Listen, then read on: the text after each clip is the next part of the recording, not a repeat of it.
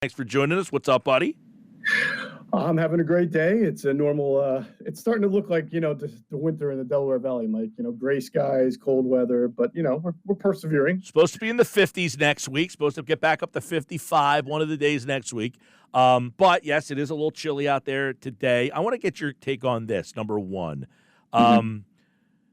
All this Nick Serianni stuff, he's been the talk everywhere. Is this just, hey, it's week 13, the season's getting long, or is it valid? Do you think Nick Serianni has to win a playoff game? Is his status as the head coach dependent on the outcome of the playoff run?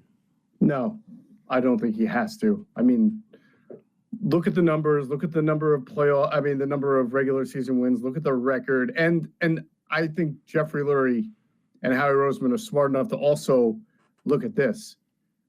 Let's say the Eagles get the 2 seed. Let's say they get the 1 seed. It doesn't matter. The 7th seed in the NFC, it could be the Lions, Mike, right? If they lose to the they're probably not going to be the 7th seed. But my point is, it could be the Vikings. It could be the Lions. I mean, the Lions have a tough schedule here, and maybe the Packers win the NFC North, and maybe the Vikings get the 5th seed. I don't know how far the Lions can get. My point is that the bottom of the NFC here, and then even in round 2, is going to be pretty respectable teams that have double-digit wins.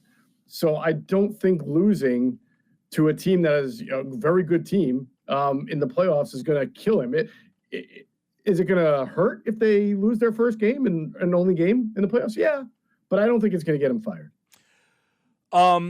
Yeah, a lot of the conversation is, hey, they have a Super Bowl team. If you lose in the first round, that they would move on. I find that to be kind of crazy to think about. Guy wins 3 straight years and then say it's all incumbent on one playoff game. But, hey, maybe we're out of bounds there.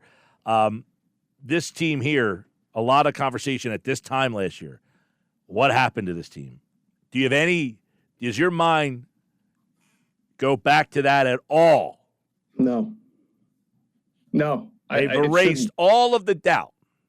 I think if you really think about it, it's not even close to, even if they were to lose to the Panthers, Mike, I wouldn't think that way, because it's apples to oranges here. The reason why the team collapsed last year, one of the main reasons, was they had no leadership and identity on defense because they had no coordinator or position coaches who were on the same page. They were running 2 different defenses. They had a guy replace another guy who started to try to run his scheme while a different scheme was in place, and they were struggling all year long to begin with. This year's Eagles were not struggling all year long. They basically struggled for the first few weeks, got their act together, got a few different personnel pieces in place, and they've since day one, though, they've had the symmetry, and we talked about this in the offseason. You're going to have Vic Fangio. You're going to have most of his acolytes coaching these positions, and the message is going to be the same from the top down to the last guy on defense. And you're seeing that. And I don't see how it's possible for them to collapse the way they did last year, because I also think they have good youthful veterans who are hungry and want to win. And the door was open last year once they really, got killed by the 49ers and then lost to the Seahawks and then made the switch. The door was open for a lot of guys to be like, the guys who were there being mercenaries, to see the writing on the wall and check out. I just don't see that with this team. Like, there's too many motivated guys on this team on both offense and defense, too many young and hungry guys for this team to check out. And I just think the coaching won't let that happen. Yeah, I agree with you. Like, it almost doesn't enter my mind at all that, hey, this is when the collapse happened, and there is no evidence that something bad is about. Because what happened last year? Their defense was disastrous. There's been no evidence that their defense is about to just give up, 30 yards a play, chunks over the middle of the field. They just were abominable over the middle last year. I mean, everything was just wide open. So there's no evidence that the defense would have that type of breakdown. The offense last year, you're scratching your head as to what to happen. The problem is this offense hasn't gotten going to where you would like it to be right now. So it's not that it's falling apart. You're just saying, when is it going to get better? Does it need to get better? I think time will tell. Time will answer that question. I could sit here and say either or. I could say yes, because you're going to face a bunch of teams that can score points.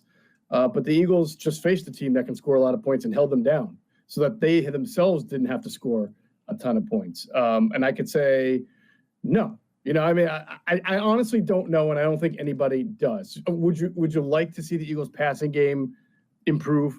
Sure. It's kind of hard to do that right now when you're constantly taking one step forward, two step backwards with your personnel and injuries, you know, whether it's Devontae Smith or Dallas Goedert. But it's not going to change their identity on offense, and they are going to be a run-first team. Now, I know Nick Serianni keeps saying it's matchup specific. If we have to get into a game where where we have to throw the ball a lot, we'll do that. Well, that's only if they're going to be forced into it, because right now they're going to run the ball, even if they're behind, like we saw against the Ravens, until they are forced to have to pass the ball a lot. It's crazy, right? I mean, you got A.J. Brown, you got Devontae Smith, Dallas Goedert, who we'll get into him in just a second here. You got all these weapons in the pass game, and they're turning around and they're handing the ball off. Good for them, though, right? I mean, good for them for not succumbing to the talent they have on their roster.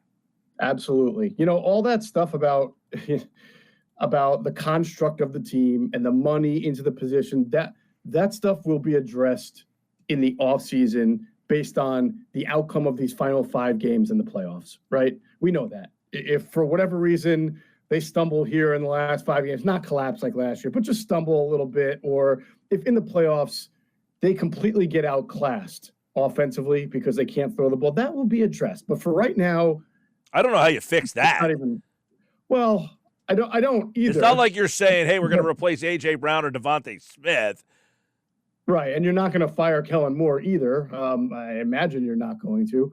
So, but when I say addressed, I mean they'll have to go back to the drawing board and really figure out, when it's time to throw the ball, what they need to do to either make options better for Jalen Hurts or to work with Jalen Hurts on certain things. I just mean that's not going to take place now because the passing offense is not up to speed with the rushing offense. They're not going to sit here and do things differently in practice right now to work on self-improvement from any position on offense. They're just going to game plan for whoever the opponent is and try to and see if they can win a Super Bowl.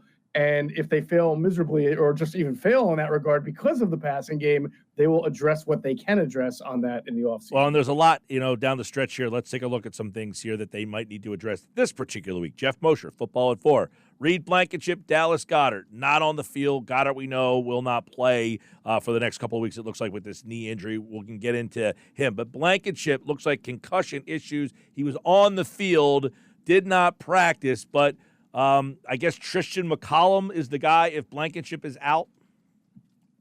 Tristan McCollum, yes. He would be the guy. He's been the guy. He's practiced in that spot. Sidney Brown, and God bless Vic Fangio, one of the most honest guys we've ever had here as a coach, basically said that Sidney's not ready for that role, and it's Tristan McCollum's job. And you saw McCollum go in and do a nice job. He's in a different type of safety because he's got length. I mean, he's a tall, long safety. But he's been with the team for a couple of years now, and he's known the team, the organization, this style of defense, and now this defense that he's played in all year long. And he stayed on the 53, even when they've had guys that they needed to promote from the practice squad and release other guys. So Vic likes him, and he's an important part of the team right now. Dallas Goedert out. What's the thought there? Obviously, Calcaterra would be the guy, but then what? Well, the thought is exactly what you just said. Then what? This is a new level of depth issue at this position. You really only have Grant Calcaterra, and of course they just signed C.J. Uzomah to the 53 because he was on the practice squad and out of elevations. Now, Uzomah had a really nice block against Roquan Smith on a good run by Saquon Barkley. But, and that's his thing, he can block. Yeah, he got up and celebrated it too. As he should have. It was really nice. I mean, you put Roquan Smith out like that, that's good. He's a little bit older now, and now he's going to probably be asked to play a lot of snaps because the Eagles have been very effective, Mike, this year in 12 personnel, and it's a big part of their offense. It helps them run the ball better, and it's going to be a little bit more difficult to play a lot of 12 with just Calcaterra, Uzomah, and of course, they've been missing Ben Van Sumeren, who would sometimes go on there and play fullback, and so they signed a fullback, Kerry Blasingame, to the practice squad. I still think by the end of this week or before this game or before the deadline, 4 p.m. Saturday, they may need to have to add E.J. Jenkins, who's also out of elevations, and then release somebody because it's pretty rough to go into this game with just 2 tight ends, one of them being Uzama, the other one being a guy who doesn't really block that well. Yeah, but that's gotten better. I got to say, I'm sorry. Grant Calcaterra has gotten better as a run blocker. I don't know if you guys have talked. I should credit him. He's done a good job. He is not Dallas Goedert, though, but he has gotten better. Have seen him out there doing a little crackdown, from time to time. They put him in motion, and you see him come back and come down a little bit. You mentioned they did sign a tight end, a fullback, so we'll see if that means you're going to, I think Van Sumeren played 22 snaps as a fullback. Not a lot, but just enough to kind of put a couple plays in. And, now you have a real fullback that maybe you add a little bit more to the offense there. Let's go to the guys who were on the field. Devontae Smith back, Darius Slay, both practicing, I guess trending towards them coming back. Or, you got Carolina, maybe we hold him out one more week. I think if he's healthy, you play him. I don't think that in most cases, unless you're like Lane Johnson a couple of years ago with the torn adductor, and it's like, well, he could play, but why would you? Like we're cruising right now. But if you have a young receiver who's 100% and ready to go and can make it through 3 days of practice, there's no reason not to play the guy just for preservation purposes. You're trying to win every game. You're still chasing the Lions. The Panthers have been representative over the last 4 weeks. They won 2 games in a row. Then they lost to the Chiefs by 3 and the Bucs by 3. So you can't just show up and roll off the bus and say, we're going to beat the Panthers, even if we're down like 3 tight ends and 2 wide receivers. They're coming to play. So you need to have your full arsenal. Definitely good to see Devontae back, though. You got to get this offense together and clicking. That's another thing, too, right? I mean, getting that group of guys. We've seen very little of the whole offense together, Geoff. That's another part of this whole offense is the 11 guys, and I know a lot of teams have injuries throughout the course of the year, but how many games have you gotten a large majority of the skill guys and the offensive linemen, or maybe one guy's out? You haven't seen a whole heck of a lot of the whole thing together. No, really haven't. And like I said, it seems like whenever they get somebody back or get close, then someone else gets hurt. Now, thankfully, A.J. Brown, he was the first one, right? He missed after playing week 1, he missed like week 2 and week 3 and week 4, I think, with the hamstring. So I haven't counted it. I'm going to do that probably before the next pod and find out how many games they have played this year with A.J. Brown, Devontae Smith, and Dallas Goedert. But it's probably not more than 3 or 4. But you know what? Listen, the Lions have like 8 injuries in their front 7. The Vikings have had injuries. Other teams, the Chiefs have had every single player that they value injured this year. It's part of it's just part of being an NFL team. So no one's playing a small fiddle for the Philadelphia Eagles either. All right, here's a question that all the listeners could play along with, and Geoff Mosher will be the voice to answer it. There's 5 new faces on defense. You've got Mitchell, DeJean, Chauncey Gardner-Johnson, Zach Bond, and Nakobe Dean. Mm-hmm. Which of those 5 is the most important? Which of those 5 is the most important impact of why this defense can do and has become the best in the league, or one of the best in the league? I mean, who's the stall that stirs the drink of this defense? I guess you'd have to answer that by, if they didn't have it and had to play their backup, how would they do? For the first time in a long, long time, the Eagles have a pretty good number 3 corner in Isaiah Rodgers. So if they didn't have Mitchell and they were playing Rodgers and Slay, I don't think they would be nearly as good, but maybe they're holding their own. If they didn't have Zach Bond and were playing Devin White, who wasn't even good enough to get into games and play, and had a reputation of not being disciplined and not making plays and not keying and diagnosing the right way, my God, I think the Eagles would be in a lot of trouble if that were the case. So I will probably rank Bond number 1, Mitchell number 2, but it's pretty close there. Who are the other ones? Cooper. C.J. Gardner. C.J.'s been good. He's by the way, if the Eagles make the NFC Championship game, C.J. Gardner-Johnson will have played in 3 straight NFC Championship games, which is pretty amazing, right? Eagles, Detroit Eagles. Yeah. Last one for you, Geoff Mosher. Mm-hmm. If the Eagles were to win out, they would have won 17 straight games. Is that something you think about at all? I haven't until you brought it up, and that's pretty amazing and also really difficult at the same time. Yes. So, if you're a person who's into like analytics, or you're into law of averages, or you almost want the Eagles to kind of lose a regular season game here just because of how impossible it is to win 17 straight games. Oh man, going back to your last question, Mike.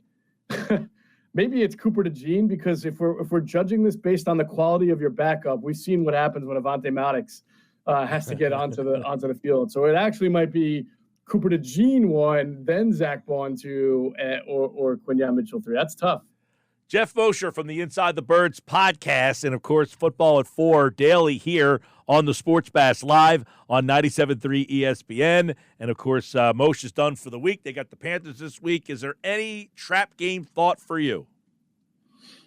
With the Steelers up next after that? No, I don't think it's trap game thought, Mike. I honestly don't think that's an NFL thing, to be honest with you. But I do think the Panthers have played better. Dave Canales has them on the same page.